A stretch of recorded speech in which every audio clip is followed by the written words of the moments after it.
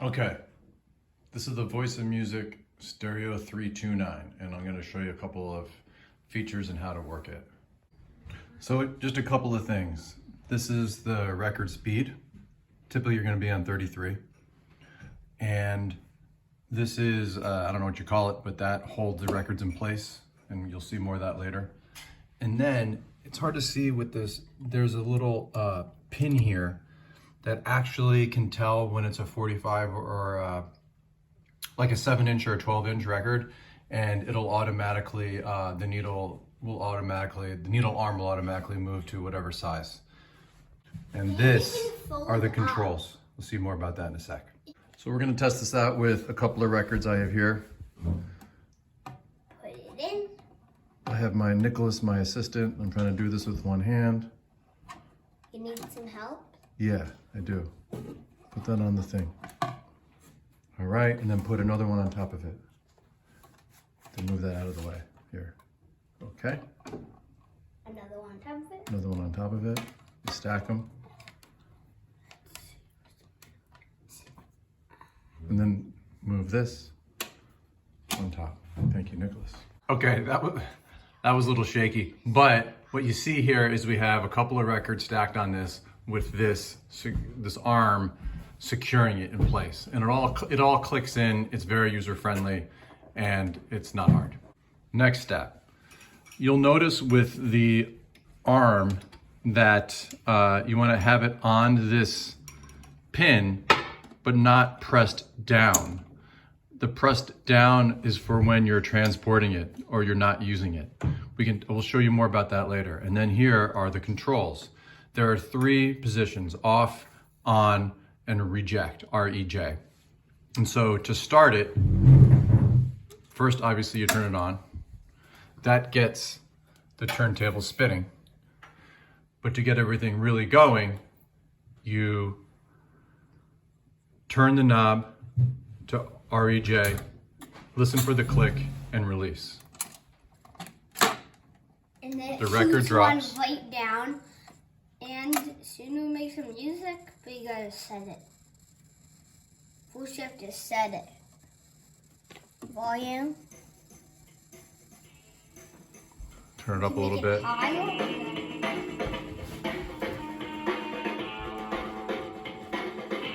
This is a nice song.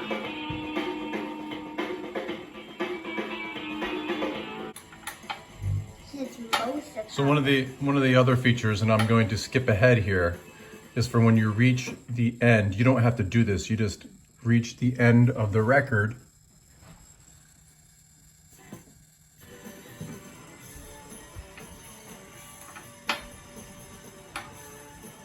And I'll let you take a look at what happens at the end of the record and what happens automatically.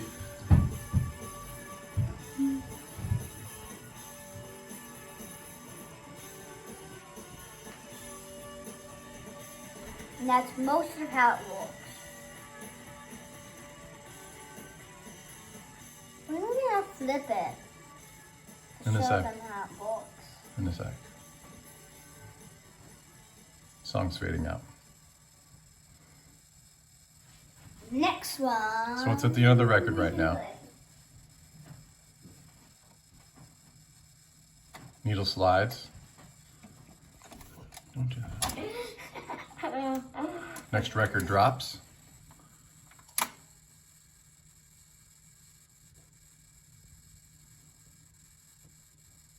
It's gonna play in a second.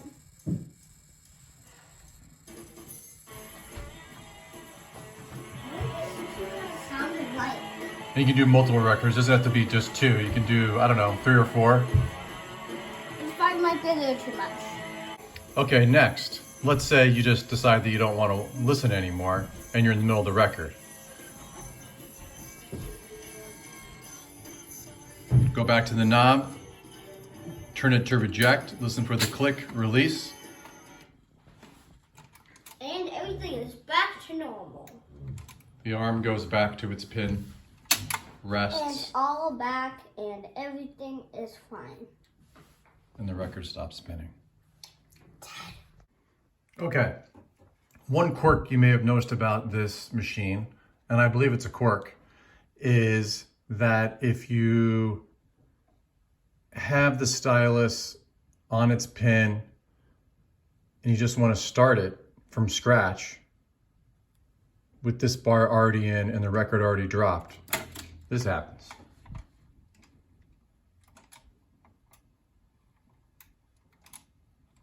It just automatically returns to the starting position and it turns off. Well, the answer is you got to think about this in terms of going manual. So you lift this stabilization bar, turn on,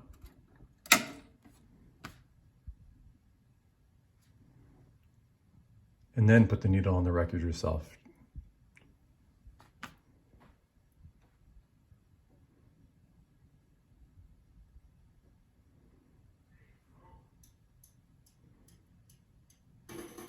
With that forked stabilization bar in place, the record thinks that it's finished or needs to drop another record onto the turntable.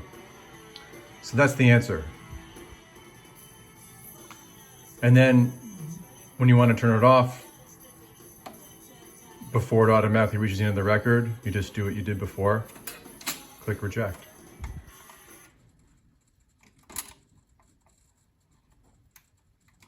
And it returns to its place. And in what I'll call manual mode, with the stabilization bar in its back position, you can continue to put the needle on the record and off again without worrying about the automatic sensor kicking in, and it remains in the on position. And then of course, just like you would in a manual record player, you can switch it to off. And then finally, back to the record, the second one that's dropped down and the stabilization bar is in that automatic position.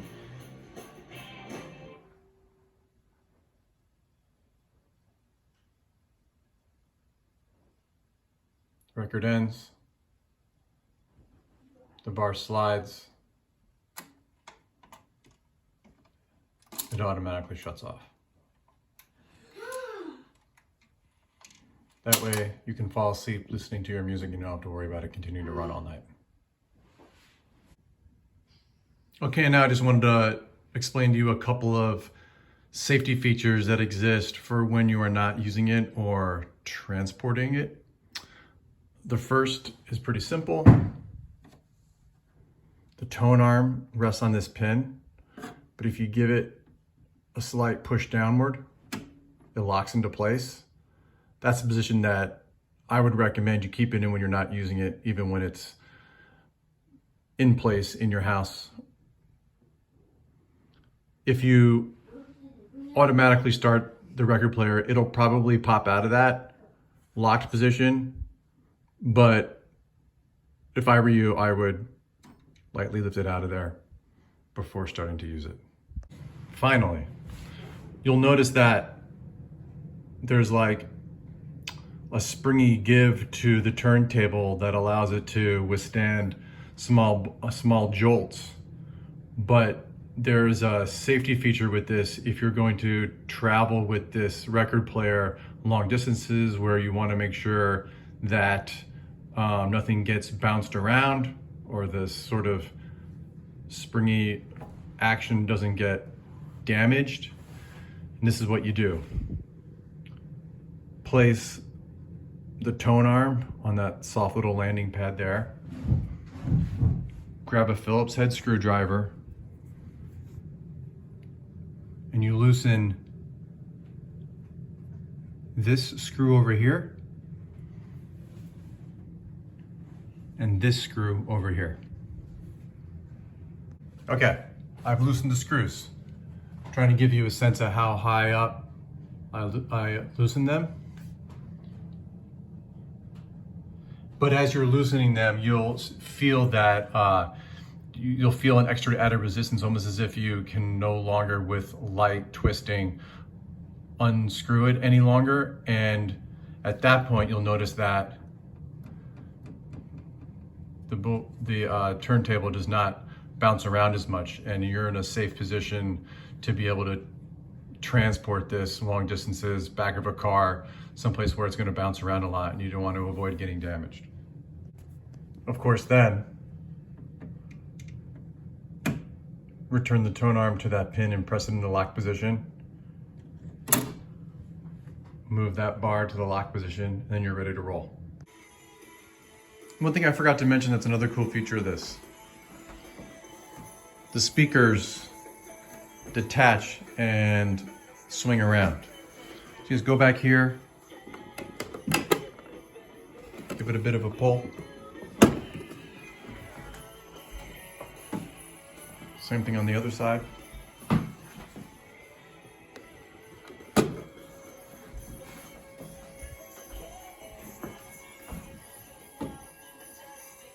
They don't lock into position in that open position, but they stay in place.